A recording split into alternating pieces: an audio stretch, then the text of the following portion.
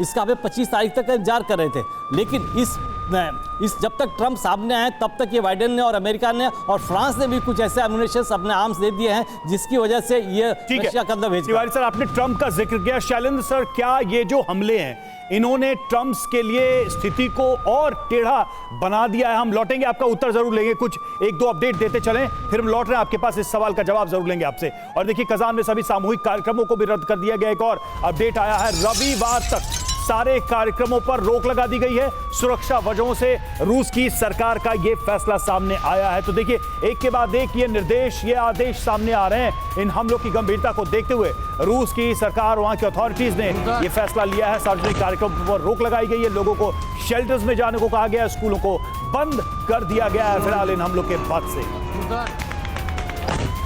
और देखिए, एक और बड़ी खबर कजान अटैक को लेकर। कजान में रेस्क्यू के दौरान धमाका हुआ है। छात्रों को निकालने के दौरान ब्लास्ट हो गया। धमाके में कई लोग घायल हुए। ये देखिए आप, कजान कॉलेज से निकाले जा रहे थे छात्र और तभी ये धमाका हुआ। और कैसे पैनिक की सिचुएशन वहां पर पैदा हो गई। जो छात्र वहां पर हैं वो रोने लगे, वो पैनिक में आ गए, वो परेशान हो गए। आप सुनिए क्या हुआ उस दौरान, सुनिए आप जरा, ये देखिए आप। तो देखिए, कॉलेज से जब रेस्क्यू किया जा रहा था तभी ये बड़ा धमाका होता और ये सिचुएशन इस वक्त काफी ज्यादा खराब नजर आ रही है। शैलेंद्र सर, सवाल यही उठ रहा है कि जिस बात का इंडिकेशन यहां पर दिया गया कि जो एक पेशकश बातचीत को लेकर सामने रखी गई थी कि अब जो बोला गया था पुतिन की तरफ से कि वो जब ट्रंप आते हैं तो बातचीत के लिए तैयार है, लेकिन ऐसी ताकतें हैं जो नहीं चाहती कि युद्ध थमे और ज्यादा भड़के और ज्यादा विध्वंसकारी हो, और ये तस्वीरों से साफ है। दुख की बात यही है कि जो स्टेप्स पीस के लिए इनिशिएट किए गए थे, अगर उनका हम आकलन करें कि अगर 2 स्टेप आगे को लिया गया है, इस तरह के अटैक 200 कदम पीछे ले जाता है पीस टॉक्स को। क्योंकि अब आप देखेंगे कि ये रशिया को बिल्कुल टॉलरेट नहीं होगा। बिल्कुल, थ्रेशोल्ड हैज बीन ब्रोकन। अब आप देखेंगे उससे भी और भयानक अटैक रशिया जरूर करेगा। आप उसे रिवेंज कहें, अटैक कहें, वॉर कहें, वो आपकी मर्जी है, लेकिन अपने आप में ये जो जिस रास्ते पर अब ये चलेगा वो पीछे की तरफ है, आगे की तरफ नहीं है। मैं तो कहता हूं एक तरीके से पीस टॉक सैबोटाज हो गई। It is total immaturity. बड़ी बात आप बोल रहे हैं सर, बड़ी इमेच्योरिटी है on behalf of I can say Ukraine and Zelensky कि आपने एक सिविल एरिया लिया है। आपको इकोनॉमिक हब लेनी थी, आप इकोनॉमिक टारगेट किसी इंडस्ट्री को ले लेते। आपने यहाँ पर एक सिविल रिहायशी इमारत के ऊपर अटैक किया है। कैसे कोई आपको माफ कर देगा? आप पहले बोलते थे कि बूचा में हमारे साथ खराब हुआ है, बूचा में जो खराब हुआ है अब आपने कौन सा अच्छा कर दिया, और वो भी उस समय। यानी शैलेंद्र सर, जो कुछ वक्त तक पहले हम डिस्कस कर रहे थे कि ये मच एक्सपेक्टेड था कि कुछ ऐसा ना हो जाए 20 जनवरी से पहले जब ट्रंप आते हैं कि इस वॉर को कंट्रोल करना ट्रंप के आने के बाद भी मुश्किल हो जाए, और वो हो गया क्या आज? तो यस, 100% हो गया। मैं जरूर कहूंगा कि इवन यूएस की स्ट्रैटेजी इसमें गलत चली गई है। अब मैं मान सकता हूं कि आप नेगोशिएशन टेबल पर आएंगे, नेगोशिएशन टेबल पर इस बिल्डिंग का कैसे हिसाब करेंगे?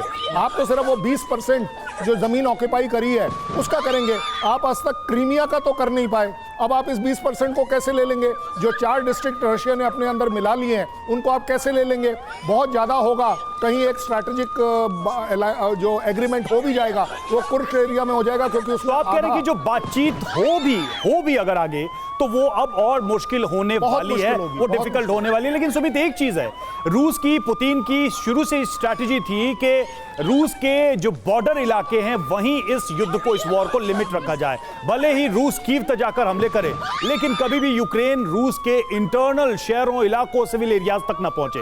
वो लाइन या वो स्ट्रैटेजी क्या माना जाए पूरी तरह से ब्रेक हो चुकी है? बिल्कुल, वो रवि पहले ही ब्रेक हो चुकी थी जब कुर्स्क के अंदर अटैक किए गए, जब बेलग्रेड के अंदर अटैक किए गए। और अभी आप देखेंगे कि आप एक कॉन्फ्लिक्ट देख रहे हैं रूस और यूक्रेन का, बल्कि एक कॉन्फ्लिक्ट एक टसल चल रहा है अमेरिका में भी। बाइडेन एडमिनिस्ट्रेशन ये चाहता है कि ज़्यादा से ज़्यादा यूक्रेन को साजो सामान, हथियार दे दी जाए ताकि जंग लंबी खींचे। ट्रंप चाहते हैं कि 20 जनवरी के बाद इस युद्ध को समाप्त कर दिया जाए। अब यही टसल के अंदर लगातार यूक्रेन को ट्रिगर किया जा रहा है, और खासतौर पर ट्रिगर किया जा रहा है रूस को, क्योंकि उसके अगर इंडस्ट्रियल हब्स के अंदर, उसके बैकबोन्स के अंदर या फिर उनके इंपॉर्टेंट सिटीज सिटीज के अंदर इस तरीके के अटैक होंगे तो निश्चित तौर पर रूस बड़ा जवाब देगा। और रूस अगर बड़ा जवाब देता है तो कहीं ना कहीं ट्रंप एडमिनिस्ट्रेशन को भी मजबूर होना पड़ेगा मदद के लिए। और यही वजह अगर आप देखें कि यूक्रेन लगातार पूरी कोशिश कर रहा है कि कुर्स्क के इलाकों में मोर्चों में वो पीछे हट रहा है, लेकिन वो कोशिश कर रहा है कि बड़े एयर स्ट्राइक्स, बड़े ड्रोन अटैक करे इनकी मेजर सिटीज के ऊपर, चाहे वो आप कह लीजिए मॉस्को हो, बेलग्रेड हो, कुर्स्क हो, या फिर आप हम इसकी बात कर रहे हैं। तो निश्चित तौर पर ऐसे बड़े अटैक्स करने के पीछे की स्ट्रैटेजी साफ है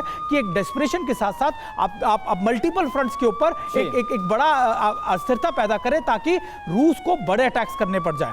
जी, और इस पर भी हम बात करें कि ऐसे से पहले भी जो बड़े हमले हुए, चाहे क्रेमलिन पर हमला करने की कोशिश की गई या फिर क्रीमिया ब्रिज पर हमला किया गया, इसके बाद मेजर रिटेलिएशन हुआ। एक बड़ी खबर आपके सामने, मेट्रो स्टेशन पर लोगों ने शरण ली है। ये इस वक्त हालात हैं, यूक्रेन के ड्रोन हमले के दौरान शरण ली गई है। तो आप देखिए वहां पर जो मेट्रो स्टेशन है कजान के, वहां पर लोगों को रोक दिया गया, सबवेज में लोगों को रोक दिया गया क्योंकि हालात बहुत ज्यादा खराब हो गए और सुरक्षित रखने के लिए लोगों को मेट्रो स्टेशन में ही रहने के लिए कहा गया। ये तस्वीर इस वक्त आपको दिखा रहे हैं, जब कजान पर हमले हो रहे थे तब कैसे लोग अंडरग्राउंड मेट्रो स्टेशन में शरण लिए हुए थे। दो तस्वीरें आप देखिए।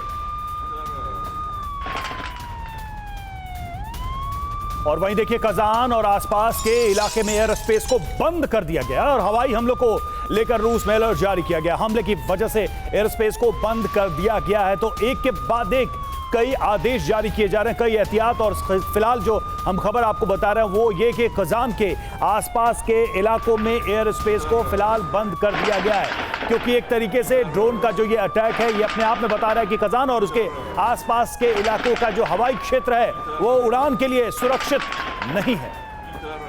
और देखिए ओपी तिवारी सर भी हमारे साथ है। तिवारी सर, वही बात जो मैं भी कर रहा था कि ये तो यूक्रेन को भी पता है और ये नेटो फोर्सेस को भी पता है कि जब क्रेमलिन पर भी हमला करने की कोशिश की गई थी या क्रीमिया ब्रिज पर जब हमला किया गया था उसके बाद मेजर रिटेलिएशन था जो कि रूस की तरफ से था, और इस बार भी कुछ वैसा हो सकता है।